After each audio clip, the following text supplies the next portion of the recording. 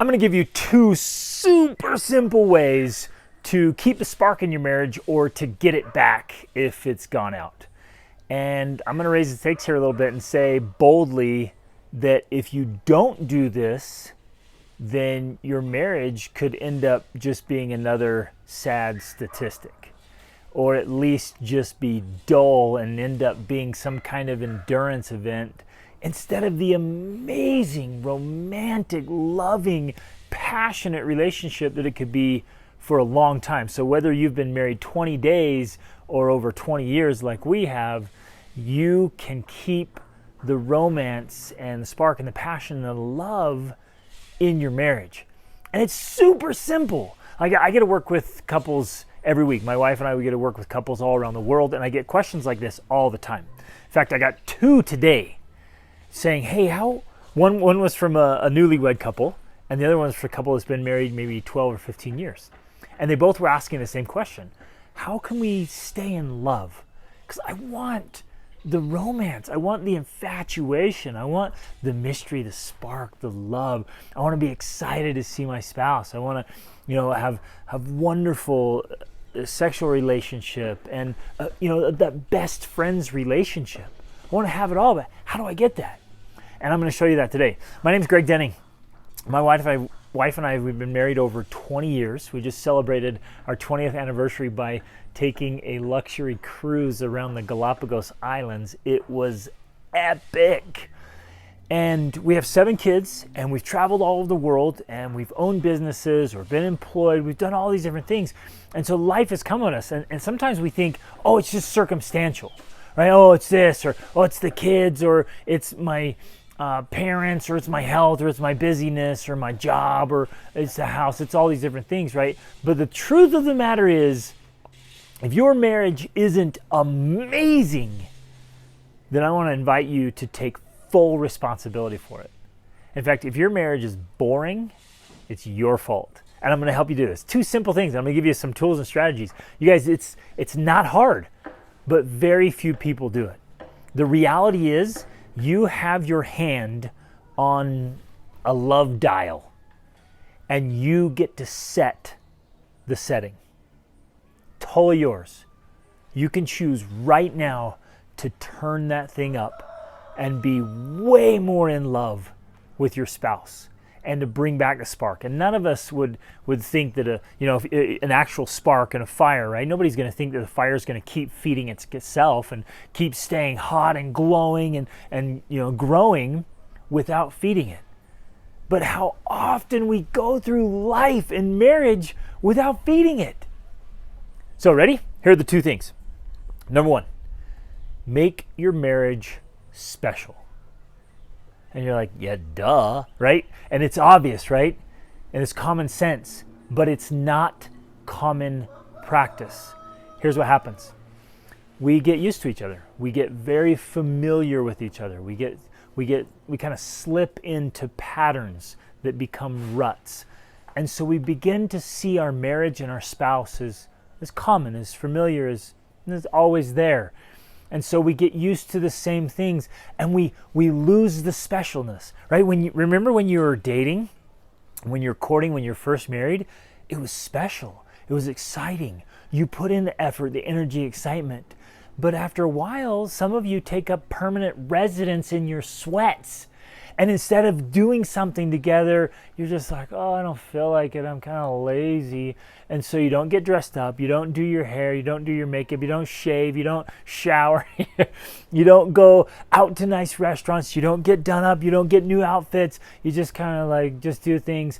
And you end up watching TV every night in your sweats. That's lame. No wonder the spark's going out in your marriage. And so make it special. And here's how you do that. It's the way you treat your spouse. And it's the way you treat yourself and the way you treat your marriage. And so you get gifts. You serve. I still buy flowers for my wife all the time. Everywhere I go around, get her beautiful flowers, right? I write her cards. She loves cards and notes. Send her emails, send her texts. I sent her some loving texts today. We're learning French together, so I send her messages in French. You guys get new outfits. Get new clothes. Spend money on a wardrobe. Sometimes like, oh, I don't need to do that. Now we're married. It doesn't matter. It totally matters. You want to keep the spark? Then keep treating yourself and your marriage, your spouse, like you're trying to win it, like you're trying to keep it alive. So set aside a budget. I know it's tight, you guys. But we have 7 kids, man. And early on, we were broke, and I had 2 or 3 jobs. I was milking cows early in the morning just to survive and pay for the kids. And, we didn't have a budget for dating or clothes, but we still made the effort. In fact, even when we were dead broke, we would still have special dates that were free. Even if we locked the kids in the other room with a movie and we sat on the porch, and then hopefully, had some special connection in the bedroom later. But you get what I'm saying? You can make the effort. If you don't have the resources, then be resourceful. Resourcefulness is far more important than the resources. But you have to decide up here that your marriage is special. So do your hair, do your makeup, shave, shower, clean, get dressed up, get nice. Make your marriage special. Don't just sit around watching TV all the time. Go on walks, have great talks, have meaningful talks. You remember that? When you guys used to have those meaningful, exciting, wonderful talks? Talk about your dreams. Talk about your future. Bring that stuff back up. Talk about everything. Really communicate, really connect. Go out of your way to do things together. If you've gotten out of shape and overweight, drop the weight, get in shape. Be sexy. You see what I'm saying? When you make your marriage special, you go out of your way to do those extra things to be your best. Because what you're doing is you're deciding how much your marriage means to you. Let that sink in. This is huge. Your actions determine how much your marriage actually means to you. So grab that dial and crank it up. Make it mean more, and it will. And you'll do more, and you'll get better results. Make your marriage special. Now the second part, as it goes right on top of the first one. Again, don't skip the first one. Make it special. Go out of your way to make it special. Clean up, clean your house, do service acts for each other. Do kind things, do big things, plan big things, plan small things. Make it special, make it matter to you, like you're winning it for the first time. Oh, I love this. The second piece is to keep it new, keep it exciting, keep it thrilling, keep it surprising. See, when you're first dating, it's all new. It's the new conversations, the new places, the new restaurants, the new clothes. It's meeting up and talking and meeting their friends and meeting their family, and they're meeting yours. See, it's all new, it's all novelty, and it's fun and exciting. And we're hardwired for novelty and newness. And so all of that comes in. It creates so many sparks. But then again, like we mentioned, it just gets kind of normal, kind of dull, kind of common, and it feels like your marriage is flatlining a little bit, isn't it? And like it's starting to die, or it's just pretty blah. And I get it. There were some time periods early on where we started to feel that, and luckily both of us were like, oh no, this is unacceptable.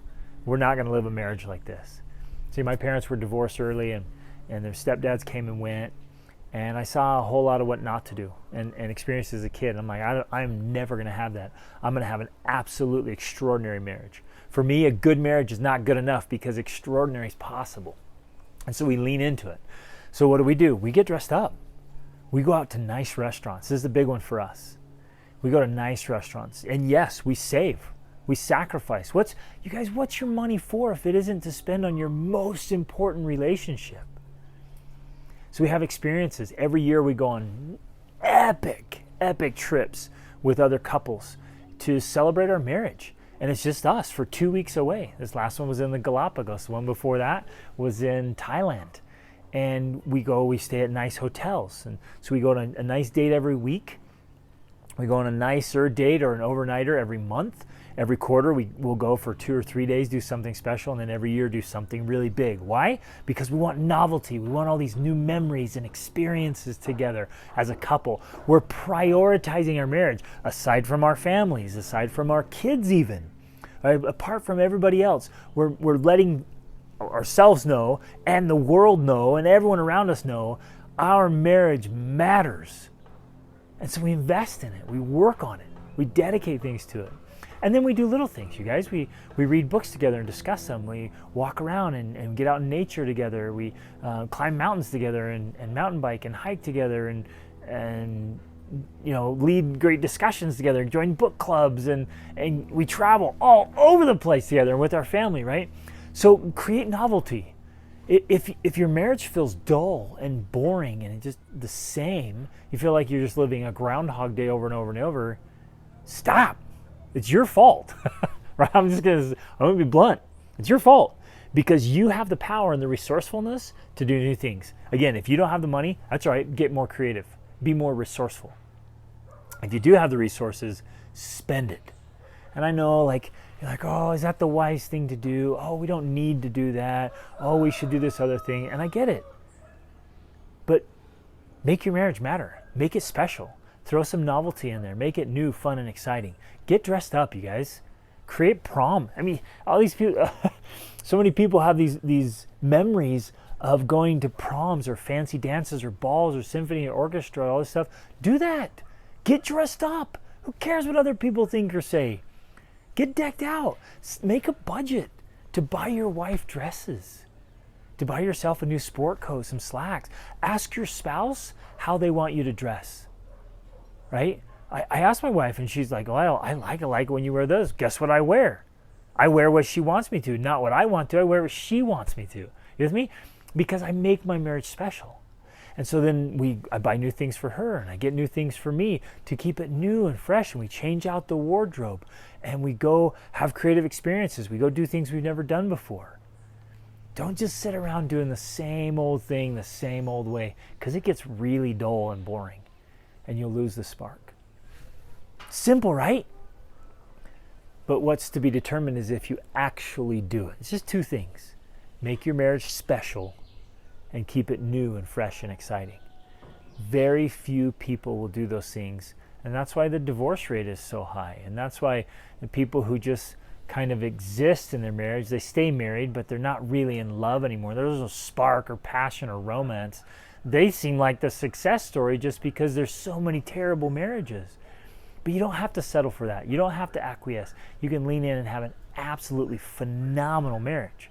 And we've seen this again, and we've experienced it ourselves after 20 years, and we get to work with couples all the time. We created our Extraordinary Marriage course, and I teach these principles and practices in my MASTERCLASS for men, right? We get in there and just really dive in how to keep your marriage alive and exciting and wonderful, where you can't wait to see your spouse daily. You hate being apart. You're holding hands all the time. You have an incredible love life, passionate sex life, right? You communicate, you talk, you dream, you're chasing down goals together. You're absolutely enjoying life together, right? And it's all there. It's a recipe. There's tools, there's practices. Set up some charts, get some accountability, get some of those courses if you want. Get the tools, invest in the things you need to do. And if you need to make some changes, make those changes. It's worth every effort. Now, here's the golden ticket. If you'll check in with yourself every day to see how you're doing and how you're treating your marriage, it's very, very difficult, if not impossible, to let your marriage get very far off course. Because every morning you check in and say, how am I doing? Every evening you say, how did I do today? What can I do for my marriage today? What can I do for my spouse today? How can I become a better person today? So grab that dial, crank it up, bring back that love and romance and spark to your marriage. Oh man, you guys know this already. When your marriage is good, everything's good. It's the most glorious thing in life. And when it's bad, oh man, everything's bad. And it's one of the most miserable experiences in life. So it's worth every effort to make your marriage special and to keep it new and exciting. Reach upward.